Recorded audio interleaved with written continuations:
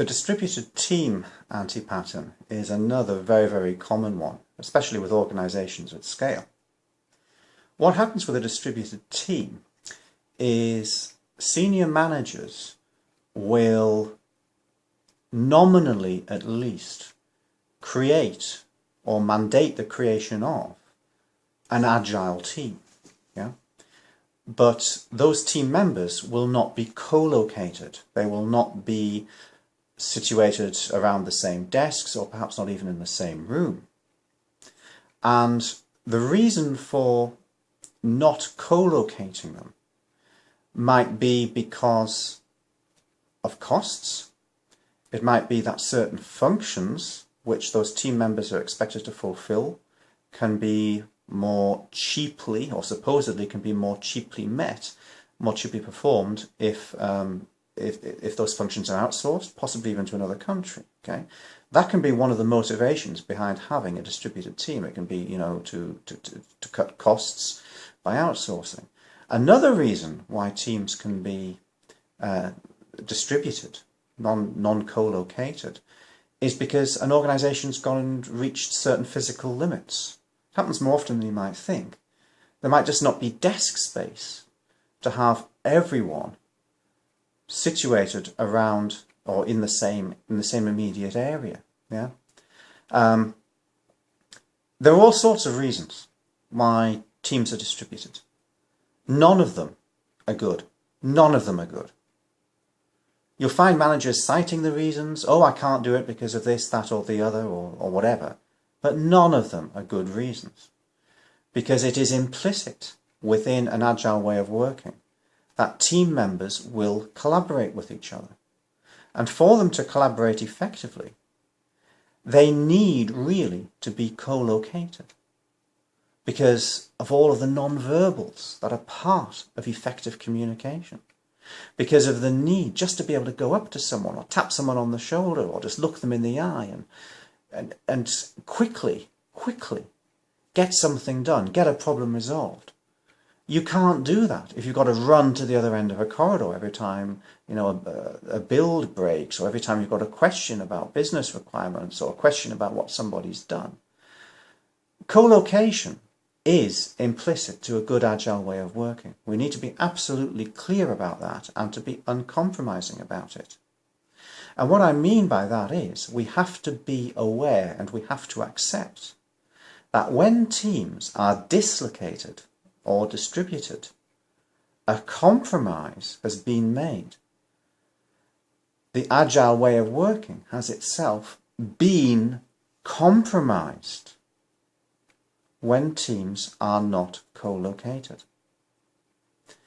As long as we remember that and are honest with ourselves, we can then have a way of dealing with the problem. It might be that in the case of a distributed team where outsourcing has happened, it might be that we can then say, okay, we don't actually have an agile team here. The principles of agility have been compromised. And so the delivery that you get is going to reflect that. You're perhaps going to have work that is siloed. If, for example, it's testers in a team who have been outsourced to another company, perhaps in another country, we have to be able to have a sensible conversation about the real costs that are associated with that decision.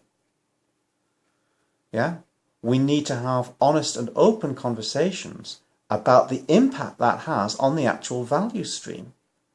How much technical debt is actually going to be incurred because testing, for example, is done elsewhere, off-site, in another country, in another time zone.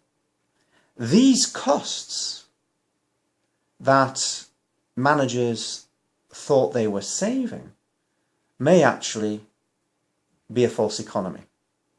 It could be cheaper to actually do things entirely in-house with a co-located team. And in fact, the premise of an agile way of working is that it is certainly more efficient to do things that way. Yeah. Also, when we have teams that are distributed just because there isn't enough physical space, Again, we need to be able to accept and to be open about the fact that compromises have been made. The Agile principles, in fact, Agile practice itself has been compromised by not having those team members co-located. In other words, we need to constantly remind the people who make these decisions to distribute a team, we need to constantly remind them of the real costs that are associated with that. Sometimes we can provide them with short-term remedies or with partial remedies. For example, if a team isn't co-located and is distributed perhaps across sites in different cities or even in different countries, you can, to an extent, get away with it if those team members have met each other and worked with each other for at least a certain period of time. So if a team can't be fully co-located for the duration of a project or for the duration of a service being offered, at least they might be co-located for perhaps the first month or 2 months or so. Or perhaps team members can be rotated around these different sites so they get to know each other, they get to understand what each other are like. And so they get a better picture in their minds as to how other people think and how they behave. That can reduce the impact of the problem of not having people co-located in the same room when they are doing the same work, are notionally on the same team and are responsible for the same deliveries. Yeah. But even when we do that, even when we do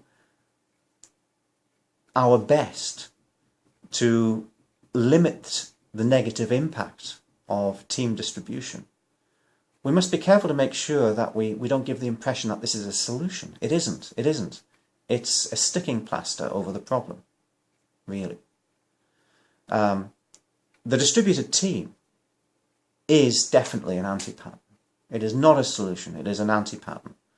There are things that can be done to reduce its impact, but let's be under no doubt and leave managers in no doubt that it is an anti-pattern and it does need solving when it happens.